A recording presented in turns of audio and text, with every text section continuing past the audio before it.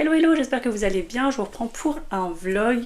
Comme vous avez vu, hein, le petit bout est arrivé avec un petit peu d'avance, avec 2 semaines d'avance, donc voilà, il est là. Les nuits sont très courtes, je vous avais prévenu je crois sur Insta que du coup là approximativement dans les 1 mois, 2 mois, le rythme ne serait plus d'une vidéo par semaine, donc le dimanche. J'essaye de faire comme je peux. Pour le moment, je n'ai raté qu'un dimanche, le dimanche où je suis rentrée à la maison, quoi, après l'accouchement, mais j'espère du coup tenir le rythme. Du coup, j'ai pu reposter une vidéo dimanche. Là, je vais poster la vidéo dimanche, mais vous, ça sera du coup 2 semaines avant. Je vous ai posté le Mid-Year Freak Out Book Tag. Là, je vais vous poster du coup la vidéo du 7 jours 7 livres, du challenge 7 jours 7 livres, pardon.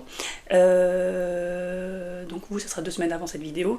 Et là, du coup, je filme un vlog, je reprends le vlog, donc on est à 2 semaines et demie après l'accouchement. Toute la semaine avant, qui précédait l'accouchement, je n'ai pas lu parce que forcément j'étais fatiguée, etc. Les dernières semaines sont les plus longues et forcément à la maternité j'ai pas lu. Et la semaine qui a suivi, je suis rentrée de la maternité le dimanche et j'ai repris la lecture lundi, donc voilà. J'ai repris assez vite, mais le rythme est beaucoup plus lent forcément.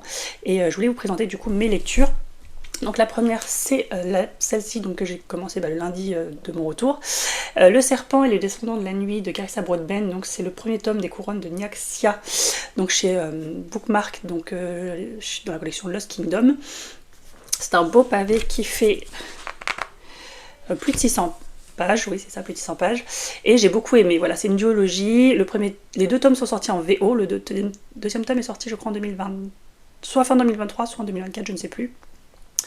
Et là, on va suivre du coup Oraria, qui est la fille adoptive humaine du roi des vampires, et en fait elle va participer au Kejari, qui est un tournoi en fait normalement où seuls des vampires s'affrontent, mais elle du coup ça va être la seule humaine qui va participer, et en fait le prix c'est une sorte de souhait, un vœu que la déesse Nyaxia peut vous donner en échange d'être le vainqueur. Sauf que voilà, c'est un peu comme les Hunger Games, c'est que tous les coups sont permis, voilà, vous pouvez tuer les autres participants, etc. pour être le dernier.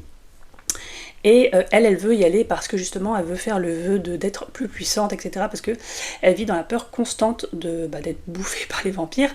Parce que même si c'est la fille adoptive du roi, voilà, quand elle se déplace, etc., elle n'est pas à l'abri que des vampires s'attaquent à elle. Voilà, agissent en tant que vampire, quoi. Et voilà. Et donc en fait, pendant le Kejari, elle va faire équipe avec un autre vampire qui est inconnu au bataillon au début, et après au fur et à mesure on va connaître son histoire, et l'histoire aussi d'Oraya, comment elle est devenue la fille adoptive du roi des vampires alors qu'elle est humaine. Et voilà, et en fait c'était hyper addictif. C'est sanglant, alors je crois qu'il y a des trigger warning, alors je sais plus du tout en fait, je vais quand même vérifier, mais c'est hyper sanglant, hyper... Ouais, il y a des trigger warnings au début. Je vais essayer de vous montrer la page, je sais pas trop si je peux... Voilà. Et c'est hyper sanglant. Enfin moi ça m'a fait un peu penser, voilà, un peu de Nevernight, etc. Parce que c'est très sanglant, c'est très glauque, il y a des scènes un peu gore, voilà, faut faire attention quand même. Mais au-delà de ça, c'est hyper addictif et ça s'enchaîne très bien. Voilà, moi je trouvais qu'il n'y avait pas tant de pause, pas de temps mort, pas de temps mort, pas de pause, pas de lenteur ou de longueur. Enfin, pas de lenteur, non, pas forcément, mais pas de longueur. En tout cas, moi j'ai beaucoup aimé, ça se lit très bien, ça se lit hyper vite. Alors, hyper vite. Voilà, dans mon temps actuel, pour moi c'est vite, mais c'est vrai qu'habituellement, 600 pages, je l'aurais peut-être lu ça en 3 soirées. Là, j'ai mis un peu plus de temps, parce que forcément, voilà. Mais c'est vrai que voilà, en plus c'est une duologie, donc je me dis, là, le tome 2 est sorti il y a quelques mois, peut-être un peu plus, en VO, donc... Voilà, potentiellement il va sortir assez vite en français, surtout que le premier tome de la seconde duologie dans le même univers est sorti, je crois, les Braises de la guerre, je crois que c'est dans le même univers, je sais plus trop, mais voilà, on suit d'autres personnages, mais en tout cas, voilà, les traductions vont assez vite, et voilà, j'ai beaucoup aimé le personnage d'Oraya qui est humaine, mais qui du coup a dû un peu mettre de côté son côté humain pour pouvoir survivre dans ce monde de brutes, on va dire ça comme ça, et survivre dans un monde de vampires, en fait, qui peut l'attaquer à tout moment, et voilà, puis on va découvrir forcément l'histoire aussi du vampire avec qui elle fait équipe, donc qui s'appelle Rain. Et voilà, moi j'ai beaucoup aimé, donc j'ai hâte du coup de lire le tome 2. Ensuite, je suis en train de lire Cathy de Michael McDowell, donc chez Monsieur Toussaint l'Ouverture. Ils sont très très beaux. Ça c'est un peu voilà, la marque de fabrique de Monsieur Toussaint l'Ouverture pour les romans de Michael McDowell, notamment Blackwater et Les Aiguilles d'Or que je n'ai pas lu, mais celui-ci me faisait beaucoup plus envie. J'en suis à là, il me reste combien Il me reste à peine 70 pages, donc je vais le finir ce soir. C'est hyper addictif.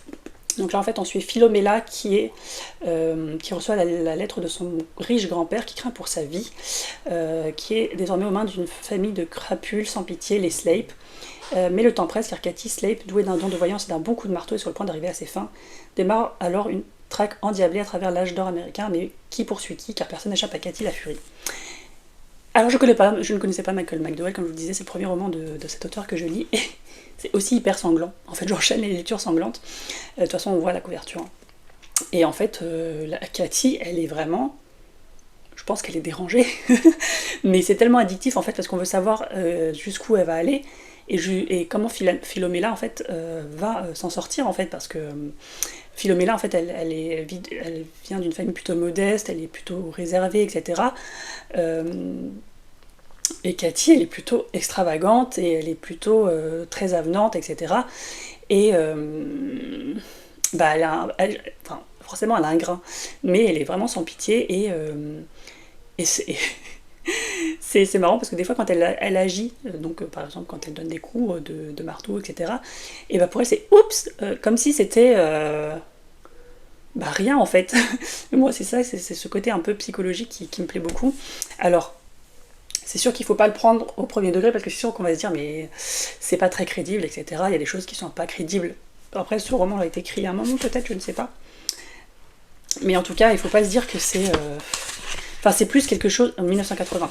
Donc c'est sûr qu'il faut se dire que c'est quelque chose plutôt du divertissement, pardon, mais que c'est pas, voilà, il faut pas le prendre comme quelque chose de très réaliste, parce que voilà, elle dévaste tout sur son passage et en fait elle y arrive en fait, et personne n'arrive à l'arrêter, etc. Donc c'est peut-être très peu probable, surtout qu'au niveau des autorités policières, il n'y a pas grand-chose qui se passe. Donc voilà, là j'en suis bientôt à la fin et j'ai hâte de voir comment ou si Philomela va s'en sortir et si Cathy va s'en sortir aussi. Je suis désolée, parce qu'en fait j'ai la main sur mon genou parce que je vous tiens à bout de bras et j'ai glissé, bref. Et donc voilà, j'ai vraiment hâte de savoir si l'une des deux va s'en sortir, si les deux vont s'en sortir, et s'il va y avoir un affrontement final. Mais voilà, c'est hyper addictif, c'est hyper jouissif, il faut vraiment pas le prendre au premier degré, et voilà. Moi je sortais vraiment de ma zone de confort en le prenant, mais en fait j'aime beaucoup. Donc je vous dirai quand je l'aurai fini. Hello, je vous retrouve du coup pour la suite du vlog. Je voulais vous parler de mes lectures en cours et terminées. Donc j'ai terminé Cathy de Michael McDowell, donc chez Monsieur Toussaint l'Ouverture. Je crois que je vous en ai parlé un petit peu, je m'en souviens plus trop. Et au final, j'ai beaucoup aimé. Voilà, j'ai mis 4 étoiles sur 5. Alors, faire attention, c'est assez sanglant. Moi, c'est vraiment pas dans ma zone de confort habituelle.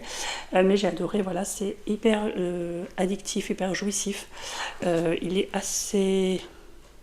Il fait 14,50 pages, mais honnêtement ça se lit assez vite parce qu'il est assez petit. Et voilà, les personnages sont hyper intéressants à suivre.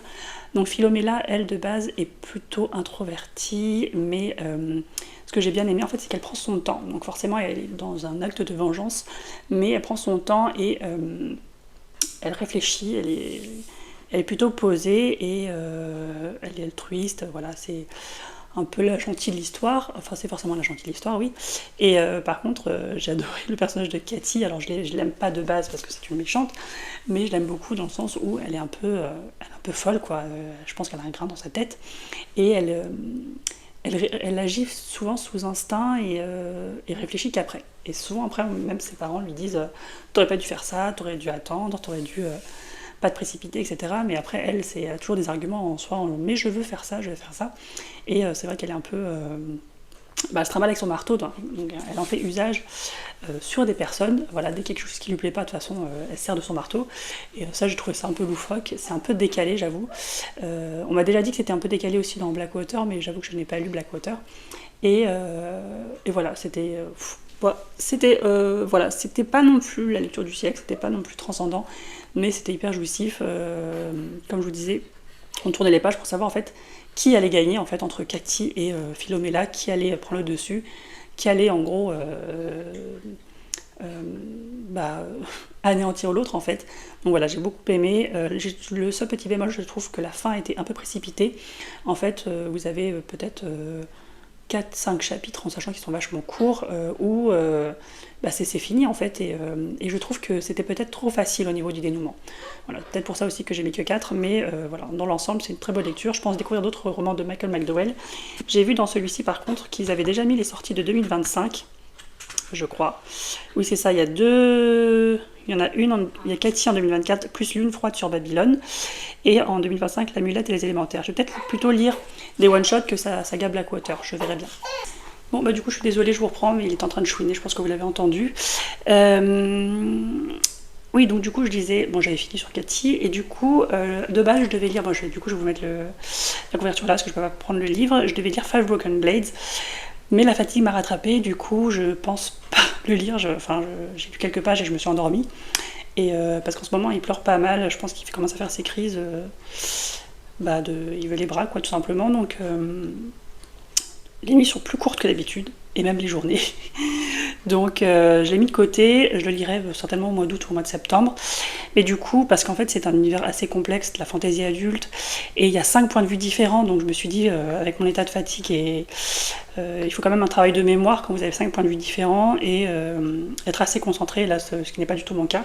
Donc j'ai décidé de lire The Familiar de Leigh Bardugo, je vais le commencer aujourd'hui.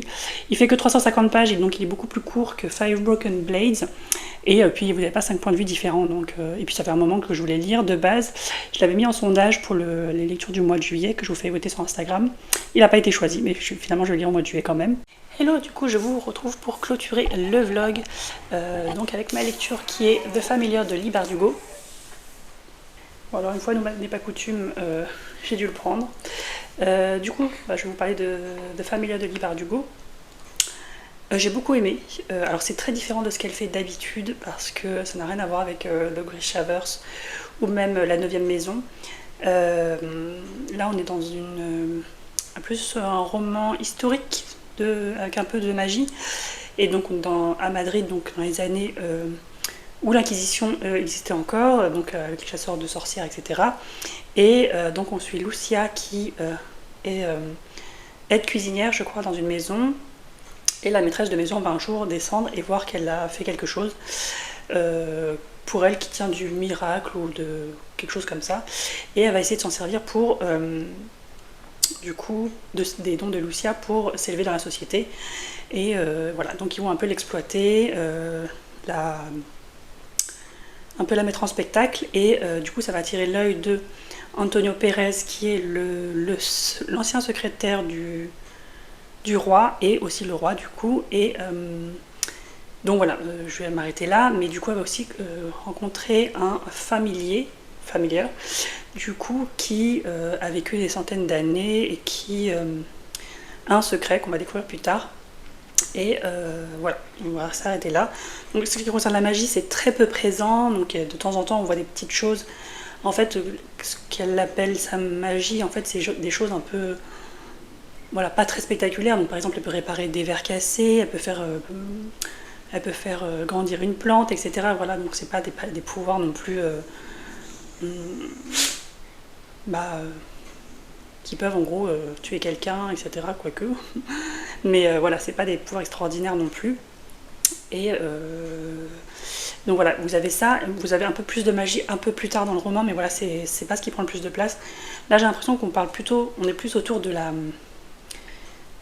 société dans la Madrid de l'époque, du coup, avec du coup tout ce qui est l'Inquisition, les chasseurs de sorcières, l'emprisonnement, le bûcher, et puis toutes ces suspicions, en fait, ces dénonciations, etc., et un peu les mœurs de l'époque. Et donc voilà, c'est pour ça que c'était très différent, et j'ai vu qu'elle avait fait des recherches Bon, moi j'avoue, je connais pas trop l'histoire, ni historiquement parlant de ce qui se passe à Madrid à cette époque-là. Mais voilà, j'ai beaucoup aimé ce côté-là. Le seul problème, c'est que je ne m'ai pas du tout accroché au personnage, que ce soit Lucia ou bien le personnage masculin qui passe beaucoup de temps avec elle, donc le familier. Et parce qu'en fait, on suit beaucoup de personnages différents, et pas forcément Lucia en fait, parce que des fois, vous avez des conversations entre deux personnages qui ne concernent pas du tout le personnage principal, en tout cas féminin. Et du coup, en fait, on passe beaucoup de temps avec plein de personnages, et du coup, je trouve qu'on ne va pas assez dans la tête des personnages principaux, et voilà. Donc ça m'a un peu laissé de marbre au niveau des sentiments, etc. Quand il leur arrivait quelque chose, j'avais pas forcément d'émotion. Et puis, vous avez aussi ce dénouement qui était peut-être un peu rapide à mon goût. J'ai trouvé que ça allait un peu vite vers la fin, et je trouvais que c'est un peu dommage. Parce que j'aurais voulu en apprendre plus, que ce soit sur le familier ou sur la magie, etc. Parce qu'en fait, on n'en parle pas, que ce soit des origines ou des personnes qui en possèdent, etc. Et j'ai trouvé ça un peu dommage que ce soit pas plus étoffé. Et effectivement, le roman ne fait que 350 pages, je crois.